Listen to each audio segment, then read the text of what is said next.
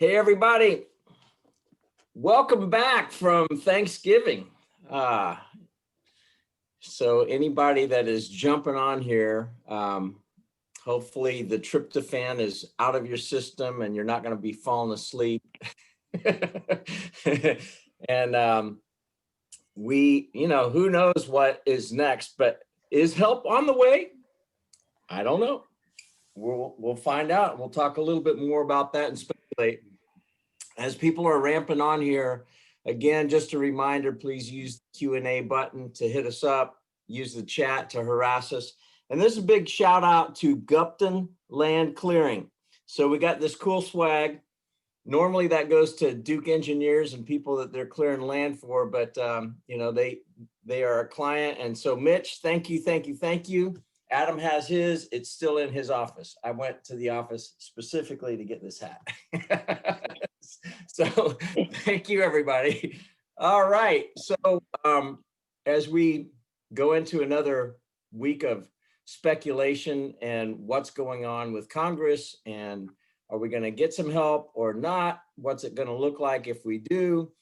Probably do a reminder of the latest that came down from the IRS, not to our liking at all. Hopefully it will be resolved, and that would be some help on the way if Congress would actually stand up and say, hey, that's not the way this thing was supposed to be designed. So Adam, I'm going to kick it over to you. Do you have any thoughts on the preamble that you want to talk about? Yeah, sure. So I'm wearing my St. John shirt. Wish that I was there. Tim, if you were listening, that would be much more enjoyable than the cold of North Carolina right now. Anyway, so just as a recap for everybody on the tax piece, and I promised Gary that I wouldn't get extremely political, so I won't get extremely political, but I will get somewhat political before turning it over to Jack to talk about what's potentially in the Senate proposal, or the bipartisan Senate proposal.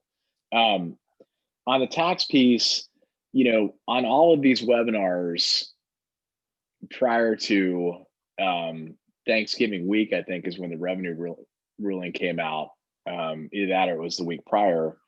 Our advice had been, look, we don't agree with the inability to deduct the expenses on your PPP proceeds. That seems opposite of the intent of the intent of the CARES Act. We think that the Department of Treasury and the IRS got the interpretation wrong on that. But all that said, it would make sense to go ahead and delay submitting your application for forgiveness, because if nothing else, typically you recognize income or can't deduct expenses when you know definitively, by definitively meaning your loan is forgiven, that you got to pick up the income. So our thought was, look, if I've got to write a check anyway, why not write a check in April of 2022 instead of April of 2021, thereby moving it from the 2020 to the 2021 tax year. Well, the revenue ruling that the IRS came out that said, nah, unlike every other part of the tax code, we disagree with that position. And that even if you haven't even submitted an application for forgiveness yet, if you think that the loan will be forgiven, then you've got to go ahead and not deduct the expenses in the period that you incurred them in, which, is fraught with all sorts of problems, because on the other hand, they keep on coming out with all these articles in the news media talking about, fraud in the PPP program. And all sorts of big companies that took money that maybe they should have, maybe they shouldn't have. That'll all come out in the questionnaire process for big companies. So if I took over $2 million, I had to fill out that questionnaire, and I didn't have any significant disruption right now, but I might be in the future, but I didn't in the period under question. I don't know what SBA is going to do with that information, whether or not they're going to try to turn this into a loan or not. So it kind of put everybody into a conundrum. So the advice that we had associated with that is that, look, where does this ultimately show up? Well, it ultimately shows up in two places that are coming up pretty imminently. Number one is my January estimated tax payment And two would be on my April 15th extension payment if I extended my tax return, or the payment if I filed my return. Well, for January, the problem that we, found ourselves in with a lot of our clients is that, you know, your estimated tax payments are typically based off of how you did the year prior or how you're doing currently, with some very limited exceptions. And you're always going to pick whatever answer is going to give you the lowest number that you need to pay in for extension. So if last year was worse than this year, you're always going to use last year as your basis. If this year is worse than last year, you're going to use this year as your basis. So for some of our clients that really had received a downturn or had a downturn, we were basing their estimated tax payments based on how they actually were performing in 2020, rightfully so. But then all of a sudden, if you add in having to recognize PPP as income by not being able to deduct the expenses, suddenly 2020 looks better than 2019 from a bottom line standpoint, which means that if you really should be making a pretty decent January 15th estimate to catch all that stuff up. Otherwise, you're going to be faced with penalties and interest for underpayment of tax unless they fix all this. So it just puts people in a real conundrum that, I can appreciate being mad and upset about paying the January 15th estimate, but technically it's legally what you're supposed to do as things stand right now. Do we still think it's going to be reversed? Probably so, but the technically correct answer is pay the January estimated payment based on having to include this as income, which may mean a larger January payment. And your worst case scenario is you just got to carry forward balance. So you would treat it as you would any other extension payment. You would make it as cash flow permits as you can make it. So our advice has been, if you had the cash available, go ahead and pay it. Worst case scenario is you just made the government a short-term loan.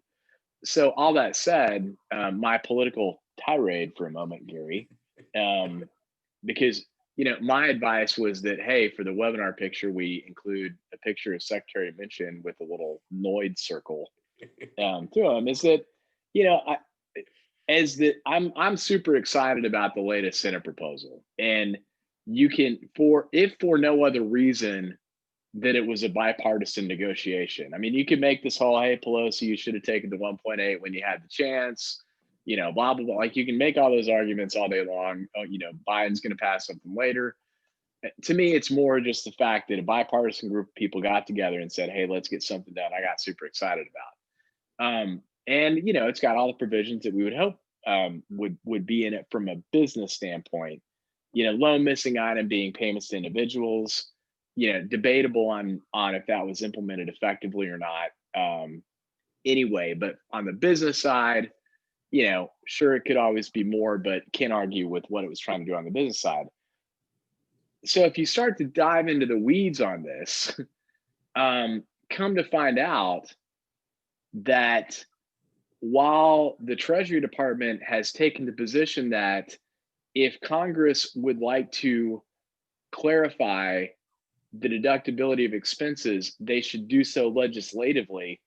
Frickin' Munchin's been arguing against it as the White House position every time he's been in negotiations with Pelosi or McConnell. So he's like, y'all need to fix it legislatively. Okay, here's our proposal to fix it legislatively. We don't agree. So it just, I don't know. I mean, that seems disingenuous on my part. And I just hope they get over it. And I hope that the compromise position is, let's just pass a bigger stimulus bill that's effectively taxable versus can't we just do the right thing and, honor the intent of the CARES Act. So, the point in saying all that, if you heard the tirade, is that yet again, there was bipartisan legislative agreement that the intent of the CARES Act was you can fully deduct expenses. They actually came out in the press and said, we're fixing that. Come to find out, even in the smaller McConnell proposal, he's originally had it in and it's been removed by the White House. That, and I don't, honestly, frankly, I don't care who you voted for. I don't think that's Donald Trump. I really just think that Secretary Mnuchin being obstinate at this point. So since he's the lead negotiator on the deal, I don't think he's getting direction from anybody else on that one when it comes to taxes. So anyway, tirade complete. Off to you, Jack, to be the Bring it back. bring it back, and bring the audience back. And Well, it is interesting because I want to start out with kind of a recap of the past recent weeks of where things have been, just to give some objectivity to the numbers. So, Democrats have been stuck on $2.4 trillion or so is their number.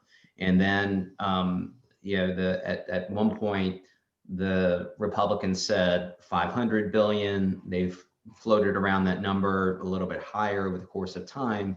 And to your point about being impatient, there was a bipartisan, bicameral, meaning both House and Senate people, a group of lawmakers that introduced a $908 billion framework in an effort to jumpstart the chances of an agreement. So, whether or not that actually was part of the cause that created the effect of them finally coming to the table, or it was just a show of that, hey, there are a bunch of other people that are not in the mainstream of making these decisions, but have responsibilities to their constituencies back home in their home states, that you guys need to get stuff going.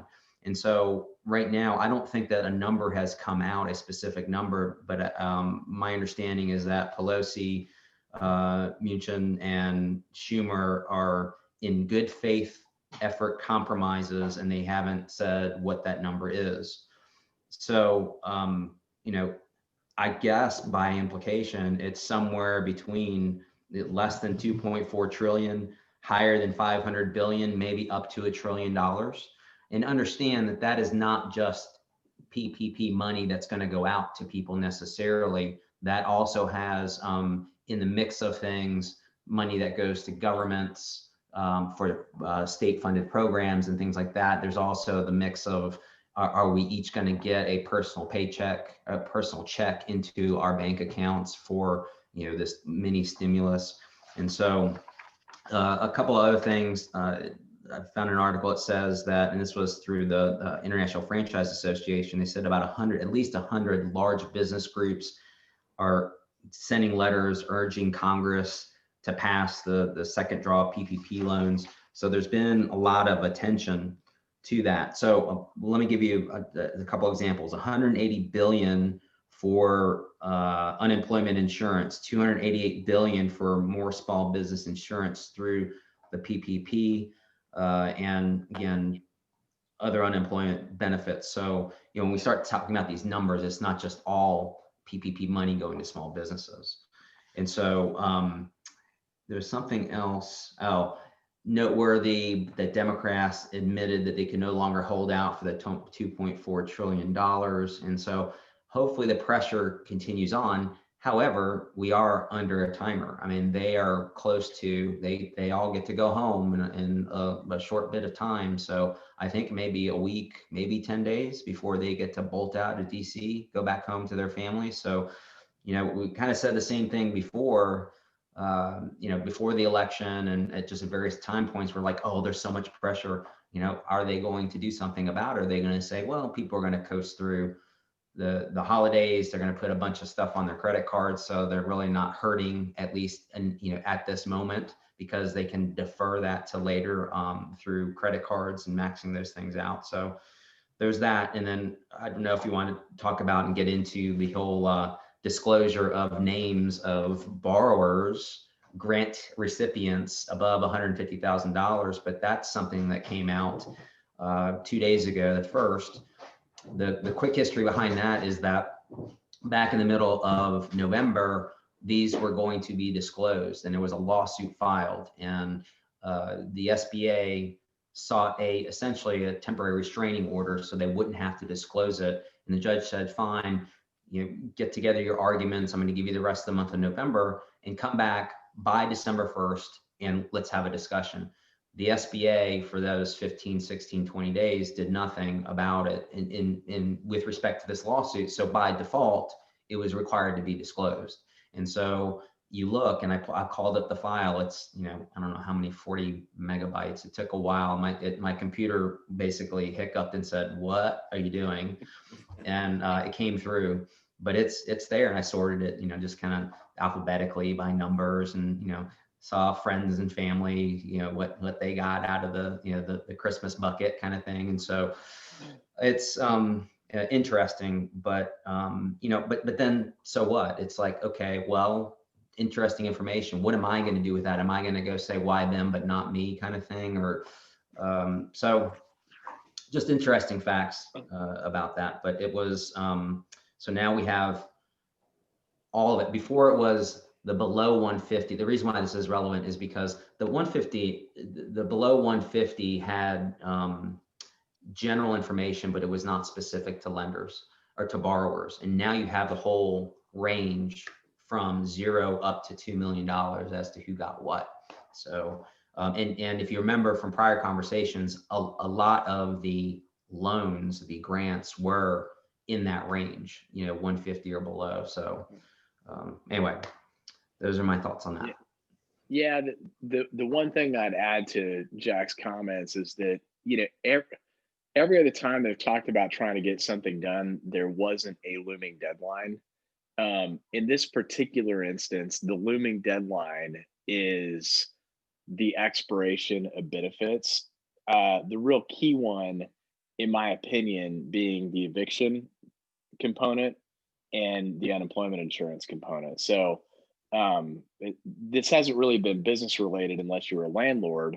But on the eviction component, basically, if there was an FHA backed mortgage at the federal level, this is a fact check me, Jack, because some of the states pass different, you know, blanket eviction clauses. But at the federal level, if the mortgage was FHA backed, there couldn't be foreclosure action that happened.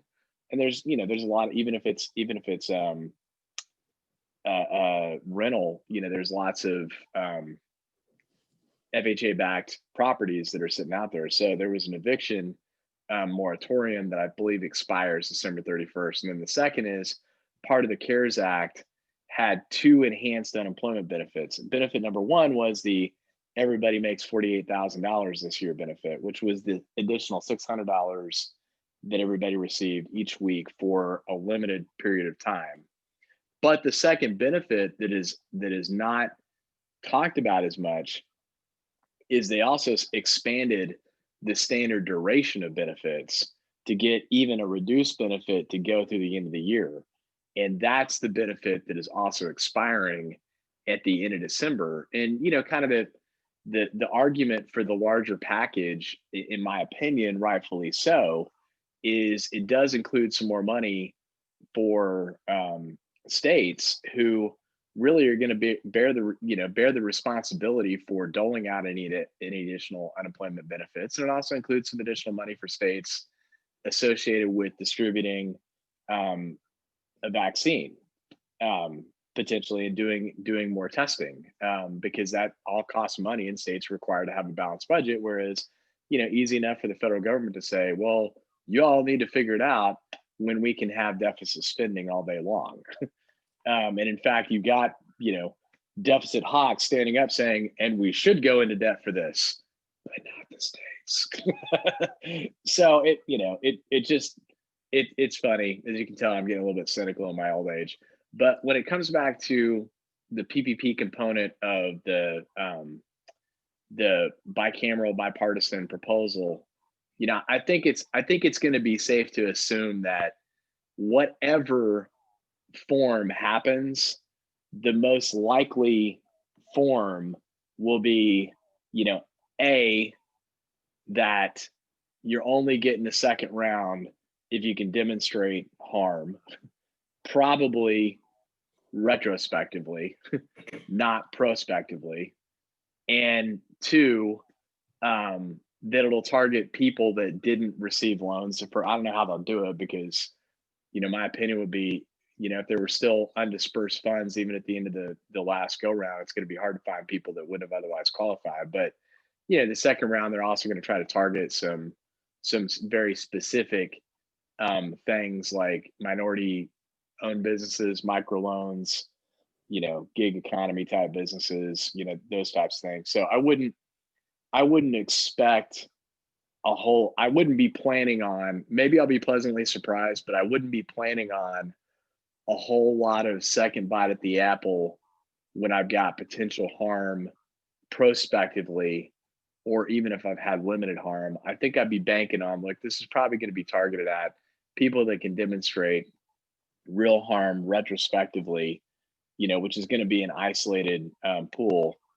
Really the only third option that I see is it's going to be, someone that they know is going to be targeted with in a specific industry like restaurant and hospitality, sort of like they did the first go round. I think where that's going to be tough though is that, prospective harm could come in the form of further shelter in place orders that come as we're trying to get through the wintertime. So it's gonna be tough. I'm just not holding my breath on a second bite in the apple unless there's harm that can be demonstrated.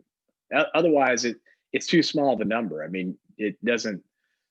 If we already deployed close to half a trillion, I don't see what they're planning on doing with 288 billion, which is a lot, but what they're planning on doing with that, unless it's associated with companies that need a second bite at the apple through demonstrated issues. Well, I think we need to send in Mitch with Gupton land clearing to get rid of the logjam in Congress. So Mitch, that's another shout out for you. Are you just trying to get more free swag? I think That's what you're happens when doing. you get free swag. So we got some questions and some comments coming in here. So first from David, thanks for hanging on with us. So he's got a couple things. So first is, I'm an S Corp. Seems to me that I paid income tax on the W-2 wages I took out of my PPP, and now I'm going to pay income tax on the same dollars again when it hits my K-1. Am I thinking about this correctly? Yeah, you are, and that's why it's a crock of poo. I mean, the example that I've used in a lot of our planning calls with clients is to think about it this way: if I started, if I started the year with $100 in my bank account, and meaning started the year 2020 with $100 in my bank account, that was my hard-earned retained earnings, and my payroll costs that I received through PPP funding was $500. And I said, you know what? Sales are going to be down, but I got this money from the government. I'm going to do the right thing, keep the people employed, pay out that $500. The whole point was that I didn't have to touch my $100. But now I'm going to have to touch my $100 because I spent the 500. That 500 has $150 in tax due on it. So now I am harmed. My 100 is now minus 50. That's why this whole businesses are landing in the same spot, if it's taxable, is BS. I mean, that's not true. It kind of goes back to philosophically, while I wouldn't like it if they wanted to make a case that my retained earnings can't grow because of it, I got it. That's a fair position to take. But if my retained earnings declines because of this, that's not fair at all. So you got it right, Dave, and that's totally unfair. So he follows on with saying, several folks are saying that rule number 27 will not impact sole proprietors or partners.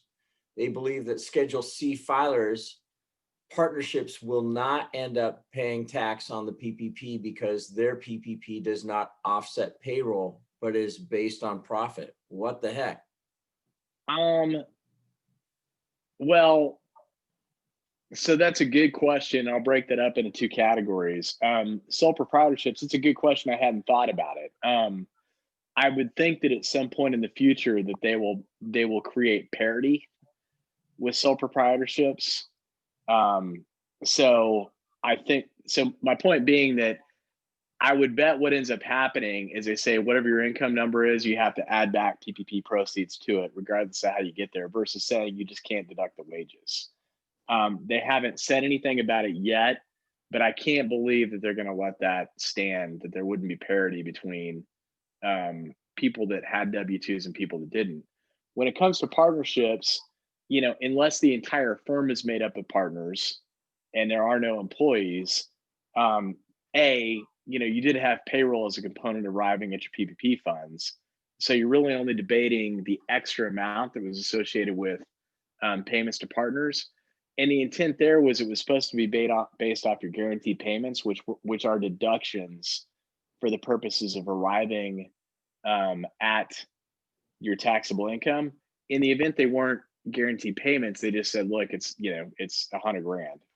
We're going to assume it's $100 grand in wages. So I believe that, while having not seen that as specifically called out on the application forgiveness forms yet, that's going to come. And I think they're basically just going to say, add back in, on partnerships, whatever you receive per partner as if they were an employee on the wage line. All right. This is a statement with a question, but it's more of a statement. So John, this is to you. Guys, $1 trillion here, $1 trillion there. How on earth are we not seeing inflation? Does physics not dictate that it has to happen? Well, I mean, it's funny because, John, for you, my daughter got into Georgia. So as we were driving to Athens, she said, I don't really understand money. Why can't they just print more money? So I had the opportunity to describe inflation and deflation to people. So yeah, I think that this is going to be a real conundrum, that, at some point, either there's inflation or tax rates, something's got to happen to fix all this. Can you send me the recording of that conversation so I can just, instead of me having to go through it and actually getting it from a CPA so I can share it with my teenagers? Because I had a similar question. I probably did not answer it as artfully as you did, but. Well, so it was pretty tough. I basically had to go into economics and the scarcity of resources. And if something wasn't scarce, meaning unlimited money, therefore it would have no value. So it was long.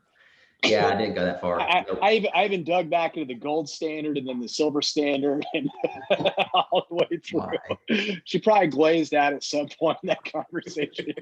But yeah, I think that at some point, just planning on GDP expansion is not something we can plan on to get our way out of that. And by that I mean that, yeah, I think GDP is going to continue to go up like it always does. But in terms of that actually funding, trillions of dollars in stimulus and subsidized tax cuts, we just can't grow that fast. It's not possible.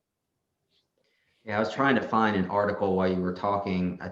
It's been the past couple of days in the Wall Street Journal, and I want to say maybe it was Canada, but it was a foreign country that they're talking about that they have just been putting in a bunch of money into programs, but in exchange for their citizens actually hunkering down and staying at home.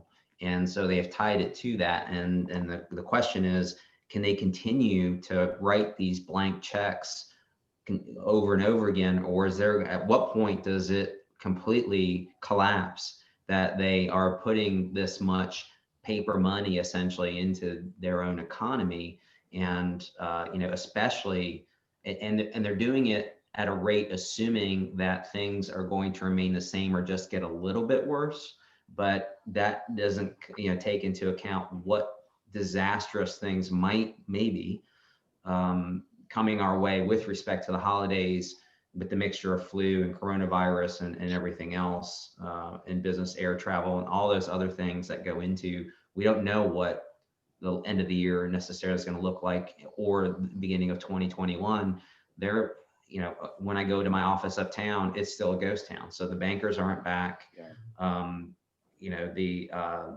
It's just a lot of the bigger companies have been saying, well, we think we might be back in Q1, maybe February-ish, when flu season kind of is tapering down a little bit. And now, the revised forecasts are summertime, maybe, and maybe even later than that, depending on what industry you're in. So that's just a long-winded way of going off on a tangent, but saying that, yeah, part of the hesitation in picking a number and putting money in is the issue of inflation, and keep throwing this in there. And there are other countries that are being even more aggressive and assertive in papering money, essentially. Well, here's an example that you can give your kids, Jack, without being a CPA. Just Google Zimbabwe's hyperinflation in 07 and 08. It was 489 billion %. Oh, okay. Yeah, Mugabe did a great job down there. Yeah. Textbook, how not to do that, beyond textbook. Yeah. So well, that was kind of my daughter's Eva's point, which is, why can't they just print more money? It's for that reason. Yeah. Well, the same thing happened in post-World War I Germany. But in her lifetime, Zimbabwe would be a great example. So next question is in from Dan. Thanks for pinging us here, Dan. Is overall decrease in revenue from 2019 to 2020 sufficient to demonstrate harm, or does it have to be tied with something tangible? For example, canceled POs or some other sort of agreement? The stuff that was out there, I think you could probably say would safely follow the PPP forgiveness questionnaire associated with loans greater than $2 million, and then also the employee retention credit, which is, you're going to have to probably, this is again speculation, but you're probably going to have to show quarter on quarter actual harm, meaning like, this is off the top of my head, but the employee retention credit was something like 50% harm, and it stayed in effect up until you would restore it up to 75% or 100% on quarter sales. So it's probably going to have to be something that dramatic, not like a 10% drop is my speculation, if other programs are to be the guide for how this will be implemented. And my perspective is more is better, and that if you can clearly say this is why there was reduction in revenue, this was increased cost, basically show all those things, go a deeper dive into your financials and demonstrate that, then you're going to stay off of their radar, likely more so than just saying, well, it's just, here are the numbers, and here's the balance sheet, here's the income statement. And so, but I would say at least have that information ready, and then make a decision as to the extent of your disclosure. Obviously comply with the minimum requirements, but have that stuff ready, because it may be that you don't provide the information with your forgiveness application, but if you get dinged with a review, and remember, we talk about targeted industries, targeted numbers, but they're also, I think, in order to create the fear of compliance, are going to put some sort of randomized component, which exists already in theory with IRS audits for individuals and businesses. That it's like, why did I, hey, I guess my lottery numbers came up, and I'm the one who's subject to it. So just be aware of that too. So that's, again, a way of saying, have the documentation to the extent that you can, and go as deep as you can, but not necessarily that you're going to provide all that information with your forgiveness application necessarily. Yeah, and I think, we've hit on it in earlier calls, when it comes to demonstrating harm for the purposes of a second round, I think what Jack just said is appropriate for demonstrating harm, and that, hey, I pivoted. But when it comes to getting a second round, let's say a bunch of POs canceled, but at the same time, I also pivoted into supplying PPE for somebody. Therefore, my sales were maybe only 10% down, whereas they would have been 25 or 30% down had I not pivoted. I still think you're going to get stuffed in that case. That it's like going to be tangible dollars to tangible dollars, not factoring in adjustments for pivots that you made for the purposes of a second go round. At least I wouldn't be planning on it. Oh, awesome. You did a good job. You get a gold star, Adam. Dan said, Adam is exactly describing our situation. Thank you for the response. So there, kudos. While we wait for any, let's see, any additional questions?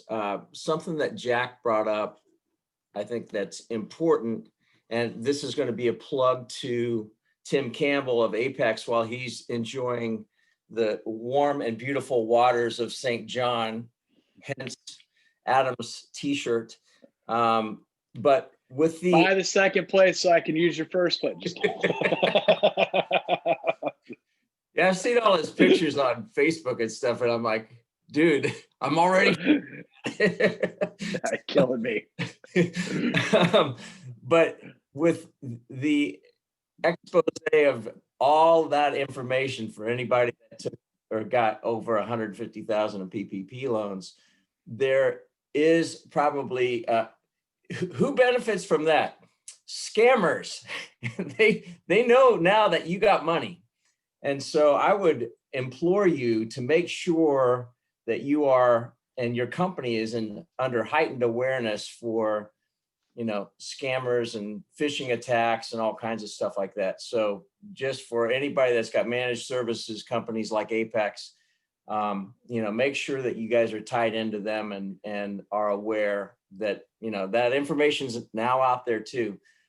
This is from Kim. Yeah, can I piggyback on top of that? I think you had brought to, I'm going to steal your thunder for a second, Gary, because you brought to our attention, I think it might have come from Pinnacle Bank, I can't remember which bank, actually sent out an advisory specifically saying that, especially in light of the fact that this information on who received loans became public knowledge, that, people are going to get targeted. And that targeting is going to come in potentially, several forms. Target number one is, with the simplest version of that, send me over your information with a spoofed email from the bank. Your portal's ready to go.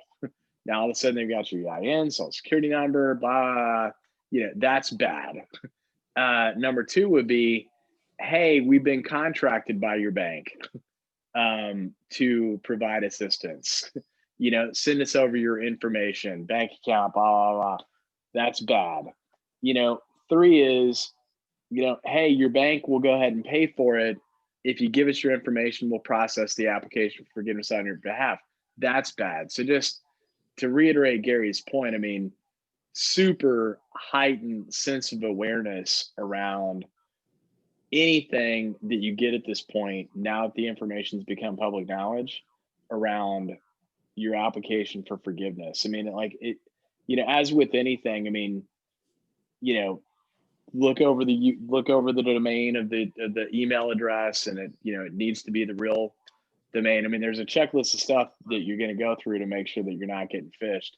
And if nothing else, forward it on to someone to say, hey, is this, or call your banker, hey, did you guys really send this out to me before you do anything? Because you can see the scammers coming out on this.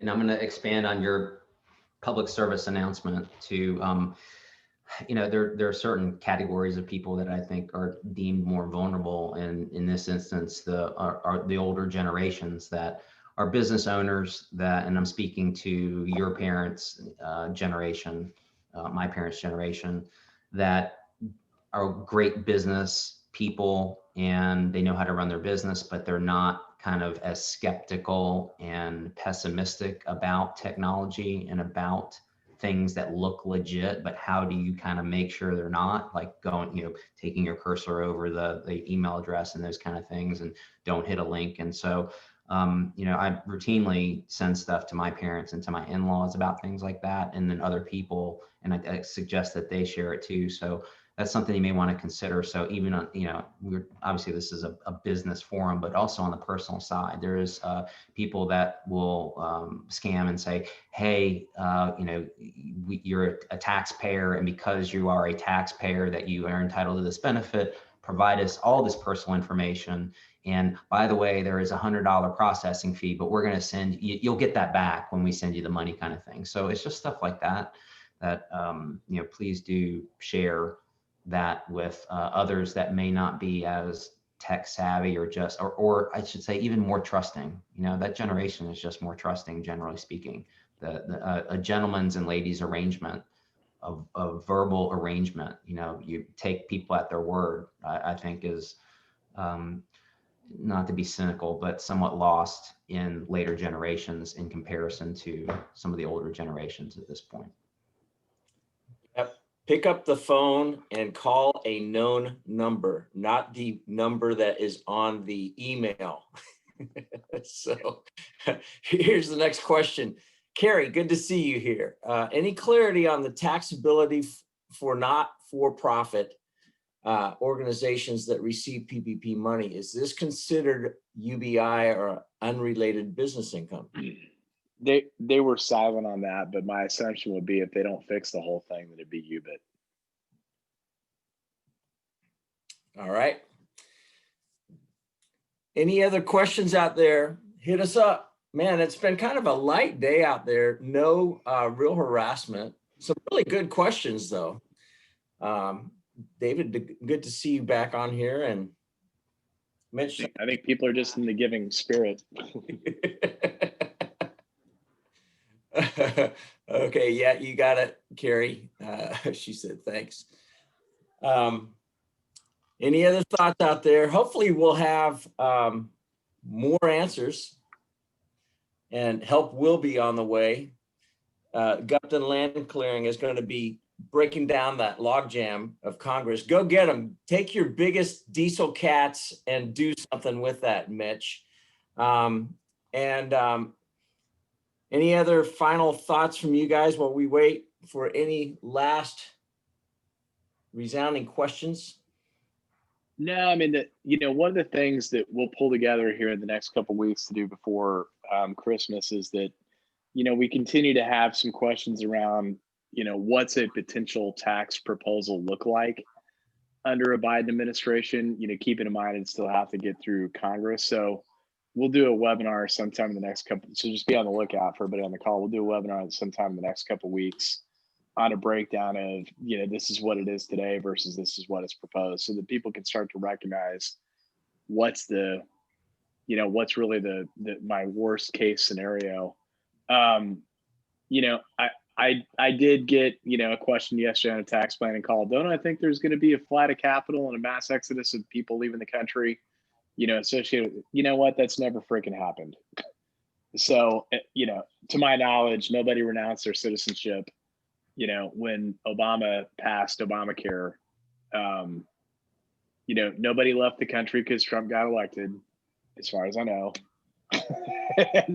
and I don't think anybody's really going to leave the country, or we're going to have to face a massive capital flight because of a tax law change, with the exception that as long as corporate taxes stay competitive with other foreign jurisdictions. So while I'm not happy about our deficit increasing related to a tax cut, I do agree generally with the policy that our corporate tax rate needs to be competitive and equivalent to other foreign jurisdictions. Yeah, and I would say that in addition to that, kind of the silver lining out of all this is that I think that a lot of businesses have had to make some difficult decisions that they've been deferring with respect to their operations, spending money here, spending money there, and so now they've been forced to contract and get back to the very foundation of the business, and then grow from there and maybe grow a little more efficiently. So for example, the implementation of technology, the implementation of using voice recognition technology. I've started using that more often in my practice, and sort of to the delight of my assistant, but at the same time, it's like, okay, if I'm dictating something that is mostly accurate instead of dictating to a machine where she's typing it, then don't tell ourselves this, because this would not happen anytime soon. But the relevance of her job, and so the example would be, salespeople, that maybe you had 5 or 6 salespeople on the payroll and you got it down to maybe 1 or 2, or maybe none. Maybe you are now the salesperson, and then you grow from there. So all of these salaries and bonuses and everything else now don't exist, and you can grow more efficiently, where you really didn't want to have to tell your brother-in-law that, sorry, you're not on the payroll anymore. Now you have an excuse to do it moving forward. So those kind of things, I think that, you know, if we're looking for kind of the good things, the good gems that have come out of this, I think it is a more efficient business process in many cases. Yeah, and I mean, it related to that, I think the one that I still have my question around, is that ever going to come back, would be, you know, specific to that point, Jack, would be business travel. I mean, people still occasionally want to see each other eyeball to eyeball, but I do wonder about, you know, the days of the corporate retreat. Yeah. A couple more questions came in from John. Thanks for doing this, John. He said, have you already covered whether we should try to get forgiveness in 20 versus 21? May not be able to get it done before year end anyway, except for small ones. Your thoughts? Yeah, it doesn't, I mean, it doesn't matter at this point. You know, we had thought about trying to get it in after the calendar year, because we could have pushed the tax liability into a future year if the expenses remained non-deductible, but they took that off the table. So I go with whenever is administratively feasible for you to do it. And the only exception that I probably would have put in that category is that if I was, you know, in the 150 to 250 zone, I might still wait, because there's still a chance that there's going to be a proposal to make that an expedited process. I think in the Senate package, that was 150 grand was the cutoff point. So if I was in that range, I probably would consider holding off. But if I'm if I'm north of 250, I don't know if there's any pros or cons to filing now or not. You know, there could be some further guidance, but I don't see anything that's going to be game changing at this point. Any other questions out there? Speak now or not forever hold your peace. Just wait till next week. All right. You got about 10 seconds before I'm going to cut this baby off. I'm just feeling like that today. It must be that land clearing hat that I've got. They're good. All right, guys, have a wonderful rest of the week. Thanks for being on here. And for anybody that came on late, we will put this up on the BGW YouTube site later on today. Take care. See y'all. All right. Thank you. See you guys. Thank you.